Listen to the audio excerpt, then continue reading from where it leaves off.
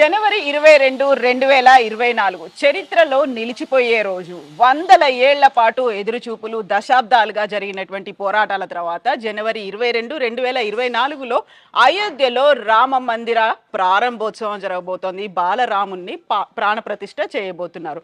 యూజువల్గా ఈ రామ మందిర నిర్మాణంలో పాలు పంచుకున్న వాళ్ళందరికీ చెప్పేటువంటి ఒక మాట, పూర్వజన్మ సుకృతం ఉంటేనే ఈ నిర్మాణంలో భాగస్వాములం అవుతాము. మాకు అదృష్టం ఎంతో ఉంటే తప్ప ఈ నిర్మాణంలో మాకంటూ ఒక పాత్ర ఉండదు అంటారు. అయితే ఈ మహాద్వార నిర్మాణానికి సంబంధించి 1000 ఏళ్ల పాటు రామ మందిరం ఉన్నట్టుగానే మహాద్వారాలు కూడా 1000 ఏళ్ల పాటు ఉండాలి.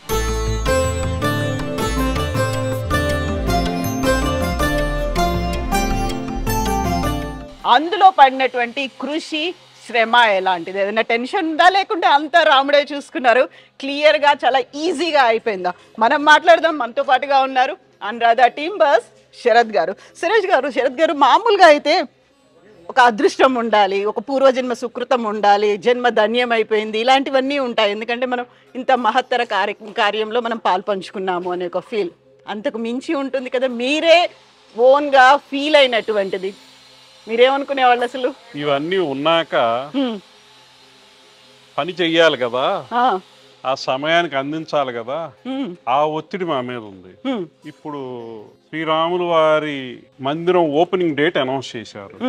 ఆ డేట్ మారదు. అవును. మేము ఈ లోపల అన్ని తలుపులు తయారు చేసి అందించాలి. అన్ని విధాలుగా కూడా స్టార్ట్ చేయటం అనేది లేట్ అయిపోయింది. మాకున్న అతి తక్కువ టైంలో వీలైనంత హై క్వాలిటీ, ఎక్కడ కాంప్రమైజ్ అవ్వకుండా చేయటం అనేది చాలా ఒత్తిడితో కూడుకున్న పని. అదృష్టవశాత్తు చివరి దశలో ఉన్నాం కాబట్టి ఇవాళ నేను కొంచెం కంఫర్టబుల్గా ఫీల్ అవుతున్నాను, కొంచెం రిలాక్స్డ్గా ఉన్నారు. అయినా కూడా అది పూర్తిగా బిగించి ఆ పూజ అయ్యే వరకు కూడా మాకు ఆ స్ట్రెస్ ఉంటుంది.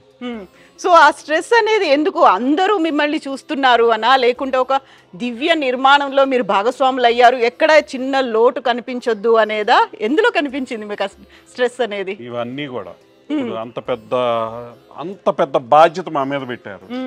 దేశం అంతా ఈ గుడికి ఎదురు చూస్తున్నారు. అవును, ఎదురు చూస్తున్న ఇంత పెద్ద మందిరంలో మేము పార్ట్ అయ్యాము.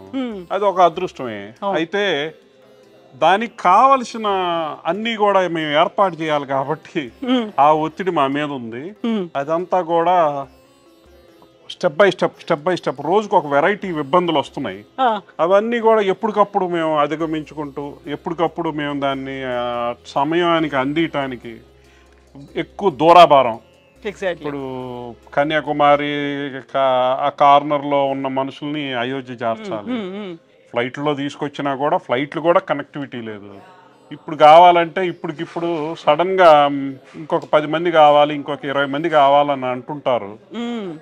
కొత్తగా ఇది యాడ్ చేయమంటారు, అది చేయమని. అటువంటప్పుడు చాలా ఒత్తిడి వస్తుంది. ఒక టైం బౌండ్ ఉంది అక్కడ. అంత టైం బౌండ్, షెడ్యూల్ 2 రోజుల్లో అవ్వాల్సిన 2 రోజుల్లోనే అవ్వాలి. అటువంటి సిచ్యువేషన్లో నేను 24 గంటలు కూడా ఎప్పుడు ఏది కావాలన్నా కూడా అందించటం అనే లాజిస్టిక్స్ చాలా చేస్తున్నాము.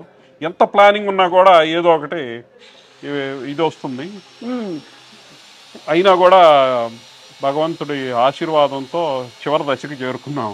ఇప్పుడు భగవంతుడి ఆశీర్వాదం ఎంత ఉన్నప్పటికీ అక్కడ సంకల్పం, చిత్తశుద్ధి ఇవన్నీ ఉన్నాయి. టైంకు మనం అందించగలుగుతున్నాము అనుకున్నప్పటికీ కూడా క్రిటిసైజ్ చేసే వాళ్ళు కూడా కనిపిస్తూ ఉంటారు కదా. ఎక్కడ ఏదైనా లోపం దొరికిందా, ఇలా దొరుకుతారు అనేది, అది కూడా ఒక లోడ్ అనిపించిందా మీకు, ప్రెషర్? అదృష్టవశాత్తు మేము చేసిన పనికి క్రిటిసిజం అనేది లేదు.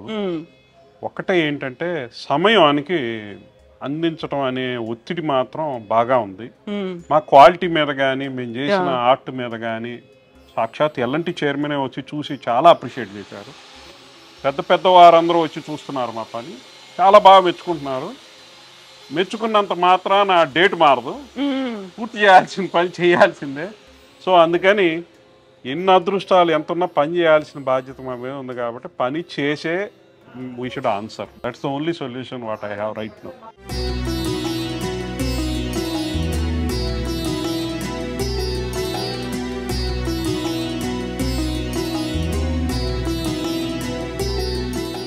సో ఇప్పుడు రామ మందిర ప్రాణ ప్రతిష్ఠ, బాలరాముడి ప్రాణ ప్రతిష్ఠ, ఆ తర్వాత ప్రారంభోత్సవం, ఇవన్నిటి తర్వాత విశిష్ట అతిథులు ఎంతమంది ఉన్నప్పటికీ కూడా ప్రధానమంత్రి నరేంద్ర మోదీ ఈ నిర్మాణంలో కీలకమైనటువంటి భాగస్వాములందరితో కలిసి మాట్లాడబోతున్నారు. ఆయన కూర్చున్నారు.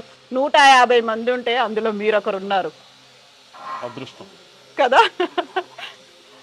మేమే కాదు, మా టీం అందరికీ కూడా సపరేట్గా ఇన్వైట్ చేశారు. నిన్నే వచ్చింది అది. చంపత్రాయ్ గారు చెప్పారు, మీరు లేకుండా మేము ఎలా గుడి కడతామని మా కార్వర్లందరినీ కూడా ఇన్వైట్ చేశారు.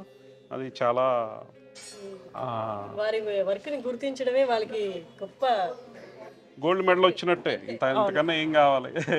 ఒక మేము పని అంతా చేశాక మాకు ఆ ఇన్విటేషన్ వచ్చింది. Okay.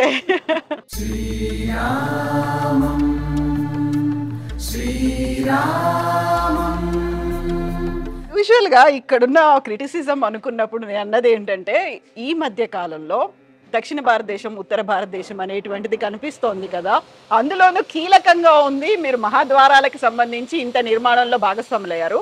At the same time బాలరాముడికి సంబంధించి కూడా అది అవుతోంది. అక్కడ మైసూర్కి చెందినటువంటి శిల్పి చెక్కినటువంటి శిల్పం, ఇక్కడ 2 అంతరాలు లేవు అనేది కూడా వచ్చింది. ఆ స్ట్రెస్ లేకపోతే ఇక్కడ ఉన్న వాళ్ళు ఎవరైనా అబ్జర్వ్ చేయడం అలాంటిది కూడా మమ్మల్ని 3 రాష్ట్రాలకు రిప్రజెంటేషన్ కింద వాడుతున్నారు. ఓకే. తెలంగాణలో మా కంపెనీ ఉంది. ఆంధ్ర తరఫున నేను పుట్టింది ఆంధ్రాలో కాబట్టి నన్ను ఆంధ్రావాడి కింద ఆంధ్ర కూడా అకౌంట్ చేశారు. మా కార్వర్లు అందరూ తమిళనాడు కాబట్టి తమిళనాడు. సో సౌత్ ఇండియా ఒక పార్ట్ అంతా కూడా మేము రిప్రజెంట్ చేస్తున్నందుకు ఈ గుడికి కొంత అదృష్టం అనే చెప్పాలి. ఎస్ అండి, థ్యాంక్ యూ సో మచ్ అండి. All the best wishes to you అండి.